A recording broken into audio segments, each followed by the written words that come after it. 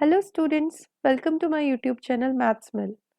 आज हम class 9th maths के चैप्टर 8 क्वाड्रिलेटरल्स की एक बहुत इंपॉर्टेंट थ्योरम करेंगे जो कि है mid point theorem.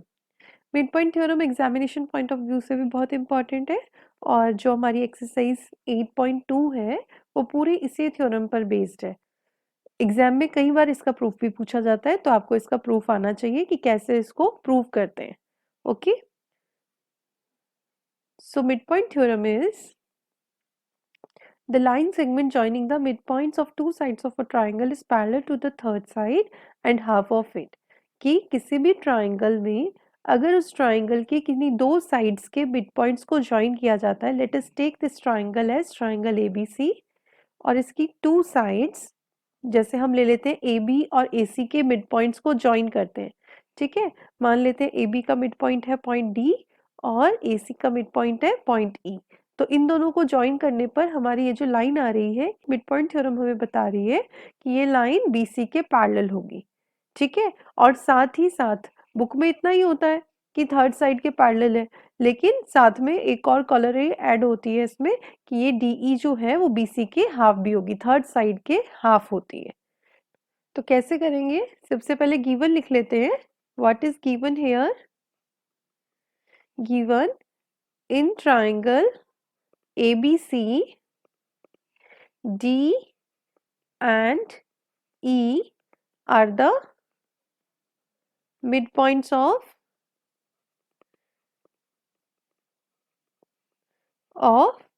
sides। D किसका मिड पॉइंट है? AB का, एंड E किसका मिड पॉइंट है? AC respectively. ओके, ये हमें गिवन है। ठीक है, टू प्रूफ हमें क्या प्रूव करना है? टू प्रूफ हमें प्रूव करना है कि DE is parallel to BC। ये जो लाइन हमने मिड पॉइंट्स को ज्वाइन करके ड्रॉ की है ये BC के पैरेलल है and DE is half of BC। Okay, तो कैसे प्रूव करेंगे इसे? सबसे पहले हम इसके लिए कंस्ट्रक्शन करेंगे। क्या कंस्ट्रक्ट करेंगे हम? ड्रॉ अ लाइन CX हम एक लाइन ड्रॉ करेंगे, ठीक है, which is parallel to BA। So draw CX parallel to BA। ठीक है, CX हमने BA के पैरेलल एक लाइन ड्रॉ की और साथ ही हम क्या करेंगे, एंड और प्रोड्यूस करेंगे DE को up to this line CX। So produce DE such that it meets or intersect CX at point F। Okay, तो इस तरह से।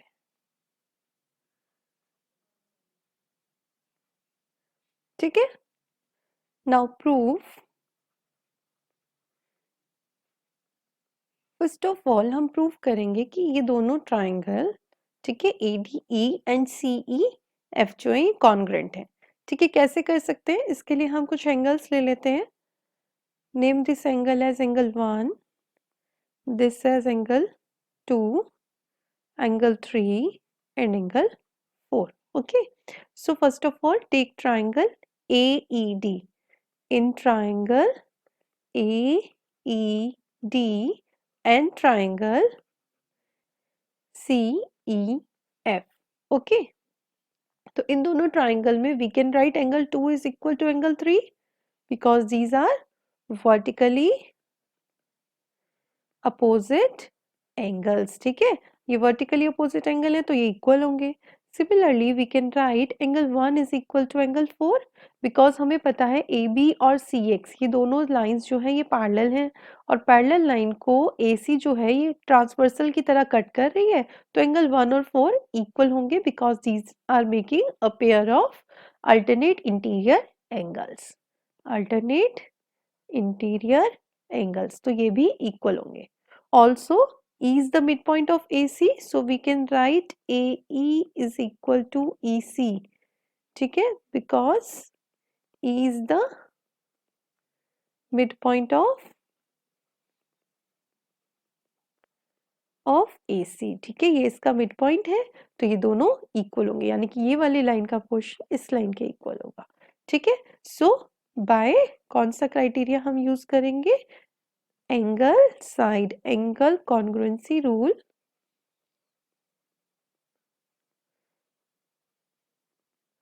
triangle AED is congruent to triangle CEF, okay, ये दोनों ट्राइंगल्स कॉन्ग्रुएंट होंगे, ठीक है।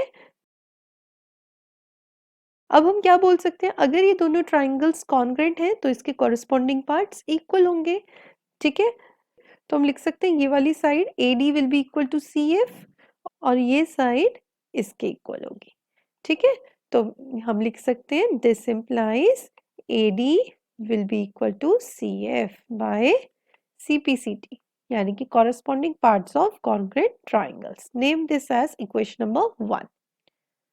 Also, we can write here AD is equal to BD. AD और BD भी equal होंगे. Name it as equation number 2. क्यों equal होंगे? Because D is the midpoint of AB, ठीक है। अगर D जो है AB का midpoint है तो AD और DB भी equal होंगे। तो हम बोल सकते हैं जब AD जो है यहाँ पर CF के भी इक्वल है और AD BD के भी इक्वल है, तो दो क्वांटिटीज जब सेम क्वांटिटी की इक्वल होती है तो ये दोनों क्वांटिटीज आपस में भी इक्वल होंगी, that is from 1 and 2 we can write here BD will be equal to CF, BD और CF इक्वल होंगे, ठीक है। अब देखिए BD जो है वो CF के इक्वल भी है, ठीक है, और BD जो है वो CF के पैरेलल भी है बाय कंस्ट्रक्शन, ठीक है, क्योंकि हमने BA के पैरेलल CX ड्रॉ की थी तो इनके जो पोर्शन है ये वाले ये भी आपस में पैरेलल होंगे, so we can write also BD is parallel to CF by construction, ये हमने कंस्ट्रक्ट किया था। अब अगर हम क्वाड्रिलेटरल BCFD की बात करें तो इस क्वाड्रिलेटरल में ये जो आपकी है BD साइड और CF साइड ये आपस में इक्वल भी है और पैरेलल भी है, तो किसी भी क्वाड्रिलेटरल की अगर one pair of opposite side equal और पैरेलल होती है तो क्वाड्रिलेटरल क्या बन जाता है, parallelogram. So this implies BCFD is a parallelogram, okay. और रीजन क्या देंगे, because one pair of opposite sides is equal and parallel, ठीक है। अगर एक पेयर भी इक्वल और पैरेलल आ जाता है तो वो आपका क्या बन जाता है, पैरेललोग्राम, ठीक है। अब ये एक पैरेललोग्राम है तो यहाँ से हम क्या लिख सकते हैं, this implies DF is parallel to BC and DF is equal to BC, ठीक है, opposite sides of a parallelogram. अब DF और BC जो है वो पैरेलल है, दिस इंप्लाइज हम लिख सकते हैं DE is also parallel to BC, क्योंकि DE जो है वो इस DF का ही एक पोर्शन है, ठीक है। सो यही हमें प्रूव करना था। अब हम सेकेंड थिंग कैसे प्रूव करेंगे, DF और BC इक्वल है तो DF को हम लिख लेते हैं 2 टाइम्स ऑफ DE। ये हमने ऐसा क्यों लिखा, क्योंकि हमने पीछे दोनों ट्राइंगल्स को कॉन्ग्रुएंट प्रूव किया था, because triangle AED is congruent to triangle CEF। अगर ये दोनों ट्राइंगल्स कॉन्ग्रुएंट हैं तो by CPCT we can write DE is equal to EF by CPCT, तो ये इक्वल है तो हम लिख सकते हैं इसको DF को लिख सकते हैं 2 times of DE, so we can write DE is equal to half of BC। तो यही हमें प्रूव करना था कि जब हम किसी भी ट्राइंगल में किसी दो साइड्स के मिड पॉइंट को ज्वाइन करके लाइन ड्रॉ करते हैं तो वो थर्ड साइड के पैरेलल होती है और उसी थर्ड साइड की हाफ होती है, ठीक है। तो ये आपका जो प्रूफ है इस मिड पॉइंट थ्योरम का ये बहुत इंपॉर्टेंट है, एग्जाम में कई बार आपसे पूछा जाता है और आपकी नेक्स्ट एक्सरसाइज पूरी इसी पर बेस्ड है, तो इसको बहुत अच्छे से प्रिपेयर कर लें। Thank you. अगर आपको ये वीडियो पसंद आया तो इस वीडियो को लाइक कीजिए, शेयर कीजिए और मेरे चैनल को सब्सक्राइब कीजिए और इस तरह की और वीडियोस देखने के लिए बेल आइकन प्रेस करना ना भूलें ताकि जब भी मैं कोई नया वीडियो अपलोड करूं तो आपको उसकी नोटिफिकेशन मिल जाए। Bye students.